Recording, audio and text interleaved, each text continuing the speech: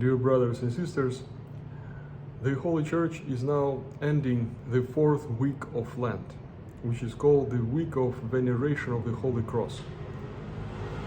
This is one of the 3 strict weeks. We have the first week, the 4th week, and then we will have the Passion Week, the last week of the Lent. It is strict because it is preparing us for the final part of the Lent.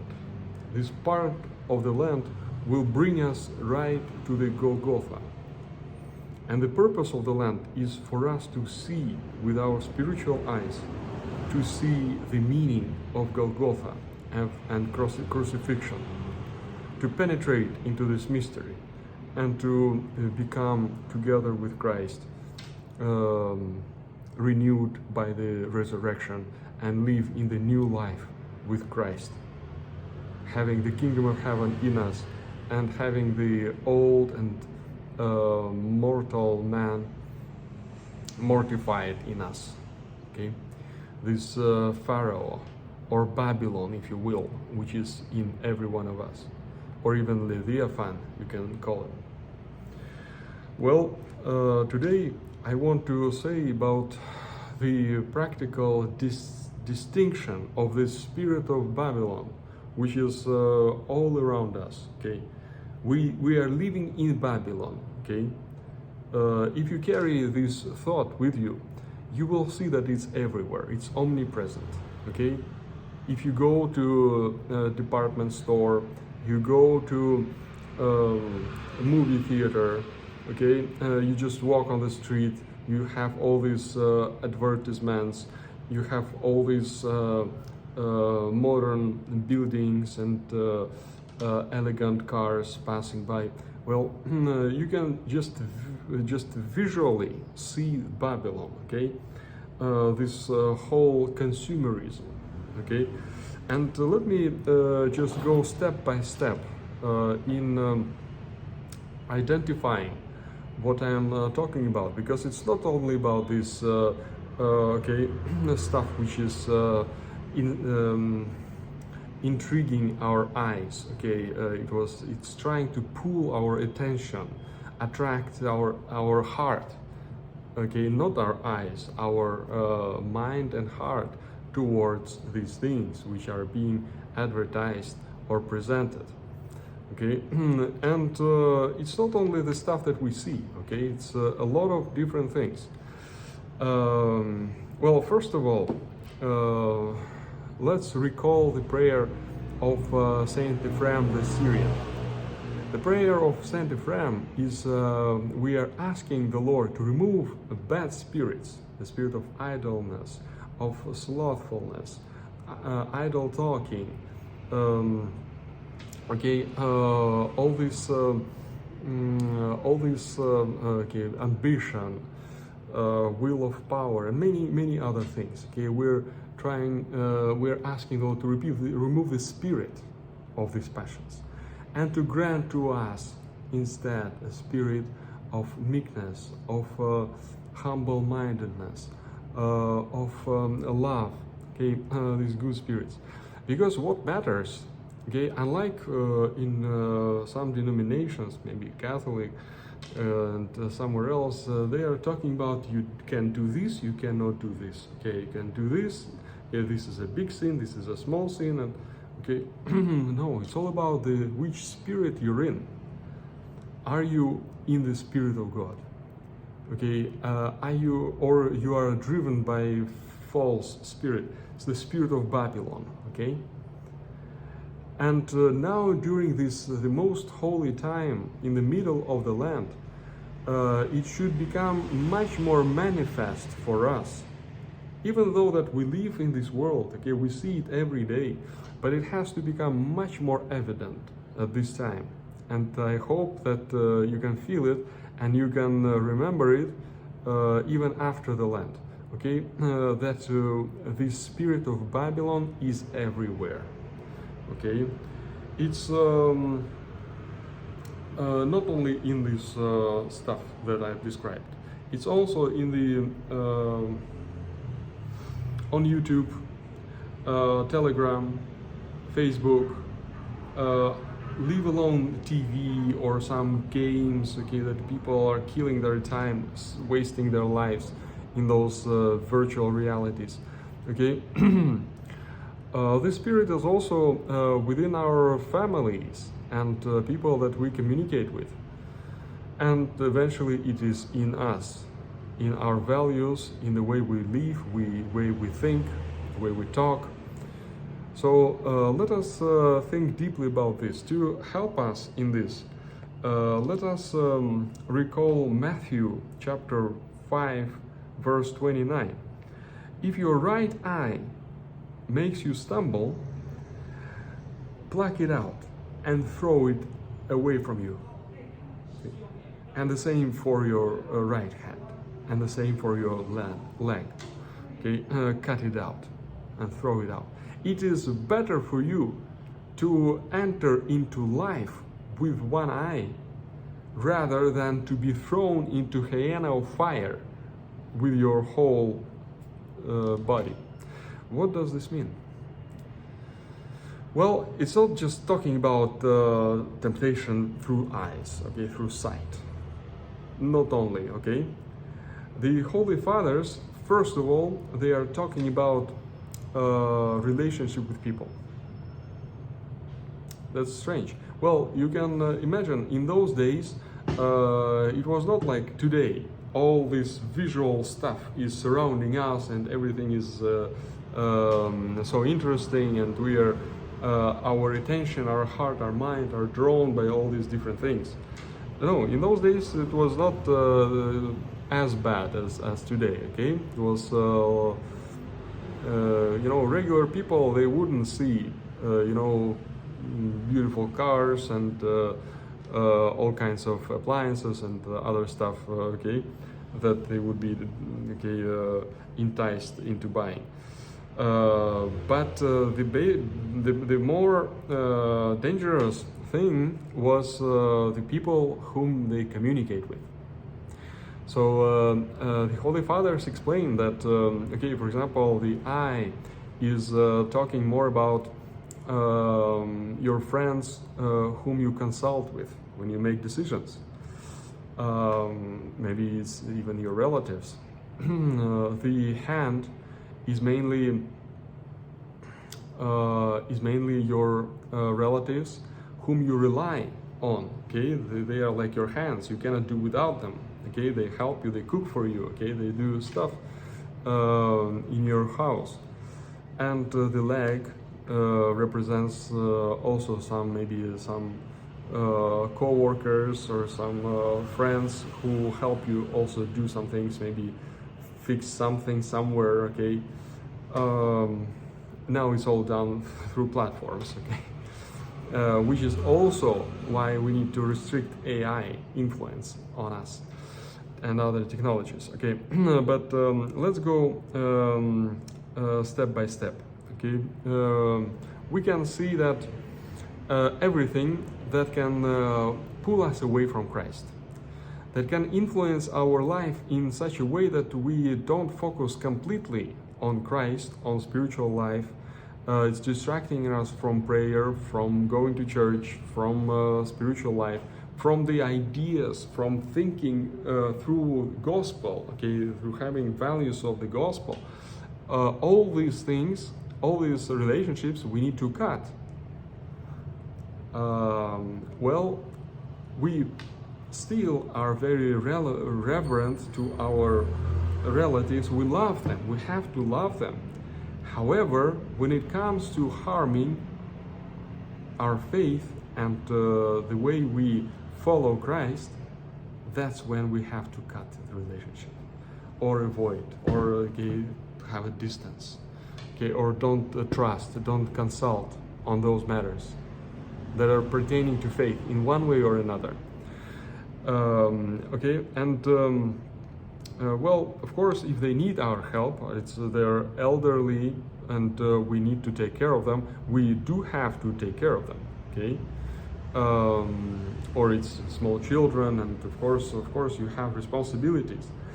But Well, if it's elderly parents or small children, they wouldn't influence you that much, okay, in terms of values and what you have to do. So it's not as dangerous. Well, at least we need to know about these dangers, okay. That's why Christ said your greatest enemies are your people you live with. These are very painful words, okay, but we need to always keep them in mind. Enemies, not that we are in enmity to them, but it's the people who do harm to us, who can harm us the most. They know better our weaknesses and stuff. Okay, but there is another level of understanding which also is given to us by the Holy Fathers. This is the level of our internal self, okay? And the I is our thoughts, okay, and our okay, some things which are in our heart, okay, okay, our deep feelings, okay, things like this. They would be leading us to sin or to life without Christ. And the hand represents our will and our desires that already produce action, okay. So first it's born somewhere deep in our heart, in our mind, then it's producing action and will, and we go and we do it. So these things are related. We have to cut everything that's related to this, that may seem to be harmful for our spiritual life, for our salvation. And it's talking about the right eye, the right hand. This means that, yes, this is talking about our conscious self. And the left is weaker, the right is stronger. The left would be our unconscious part. Unconscious self, call it some consciousness, call it whatever. But when you get drunk, you do much worse sins because you cannot even control what you do. You just go by your desires, instincts, okay? Or maybe you also pervert things which are still in your mind. So somewhere deep there, okay? So if our right eye, right hand, okay, the stronger soul, okay, the conscious soul, is drawn by something, the left will follow, okay? The left will surrender for sure. So we have to take care about the right. If we can fix the right, the left will follow, okay? They will comply. Okay, so the biggest danger is from the right. So I would say it's a much bigger danger if you sin during the day than if you have similar sins in your dreams, okay? Maybe you know what I'm talking about.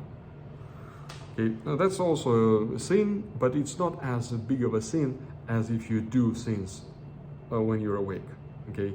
So we have to fight with this, okay? We have limited control of what happens when we sleep, but our prayer before sleep makes a big difference, okay? And of course our fasting and okay, fight with passions, it will also influence what we have in our subconscious. Okay, then Babylon. Let's come back to the Babylon problem. Last video I've already talked a little bit about Babylon. This is a big topic. We will talk more about it in future because we need to see that it's all around. And we need to learn how to keep distance, not to be harmed by the spirit of this Babylon, even though it's all encompassing. Okay? This is why Marx and all these Satanists, they said, your being produces your conscience? Well, when we lose union with God, with Christ, that's what happens. What we see, what we do, okay, this being is our, okay, material reality, if you will be forming our mind, okay, our heart, and everything else. Okay, and it's difficult to, because we are physical, okay, we're humans, okay, and it's difficult to completely abstain. So that's why some saints, they went to the desert to keep themselves, okay, completely cut from all these influences. So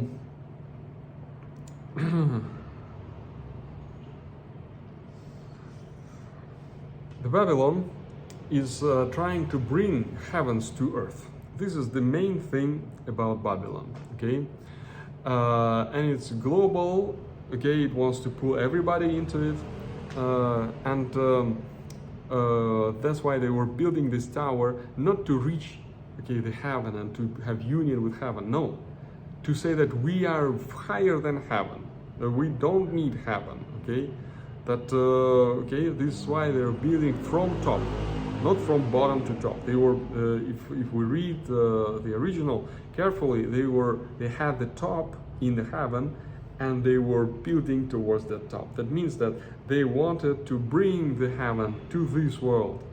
And this is what happens both in capitalist societies, in socialist countries. It's all about economy, well-being, prosperity, comfort, longevity, you know, you name it, healthcare. It's all about okay, these goodies in this world. And this is why people don't go to church, okay? Everybody just turn away from the church because they have their Babylon, they have their paradise here, even though they don't have it, but this is all they're dreaming about. So this is the Babylon. And this Babylon happens, as I said, on different levels. Okay, in our heart, in our mind, in those trade centers, okay, shopping malls. That okay, Babylon is producing. It has creativity. Okay, it's creating new products that you make life more convenient for you. They make this and that. Okay, they and you are drawn by all this stuff. You think that yes, it is important. Of course, it's important. My health is important. My look, how I look, new clothes, and all this. This is important. And then you become slave of the Babylon. You're enslaved by the spirit of the Babylon. You're enslaved by the lifestyle of the Babylon. You become part of the Babylon. So to conclude, I want to mention that the final incarnation of the Antichrist, it will not require to kill many Christians in the way that, you know, these Soviet Satanists, all this Lenin and all these people, they killed millions of people, Christians and clergy, just to erase any influence of Christian values upon the rest of the society.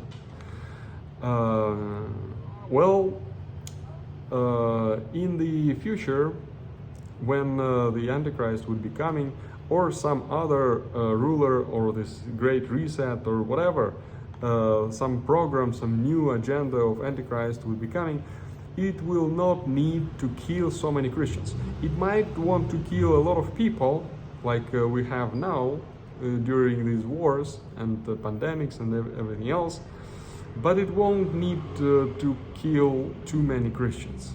Why? Well, because most of them will be already living by the spirit of Babylon. Okay? Comfort, tasty food, okay, convenience, income, prosperity, entertainment, all these things, Okay, we walk out of the church and we become parts of Babylon. Usually that's what happens. It won't need to kill us. You want to believe in your Christ, okay, believe in your Christ. And people won't even be able to tell the difference between Christ and Antichrist. They might, most likely, most Christians will receive Antichrist as Christ or great prophet or great king or something else, okay? And they will do it because their whole heart, their whole mind will be already reprogrammed, already corrupt to such a degree that they will not even think about any life outside of this paradigm, okay? So let us know about this, let us beware. During the Lent now, we need to kill our attachment to this Babylon. We need to see that snake which is inside our heart. Okay, it's waking up when we don't feed this Pharaoh inside us. It's waking up. It says, "Why you don't give me this? I want pleasure. I want this." Okay, he's angry. He's nervous, and we feel this great pressure. If we fast strictly and if we have prayer and spiritual life during the Lent, may the Lord help us kill this Pharaoh, this snake.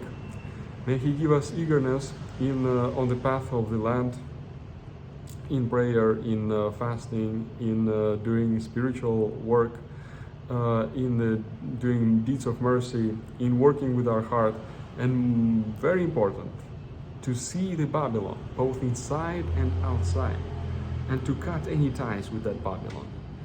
To not have any enjoyment in walking in the mall, or playing some computer games, to find no joy in those things. Okay, it should be something foreign to us.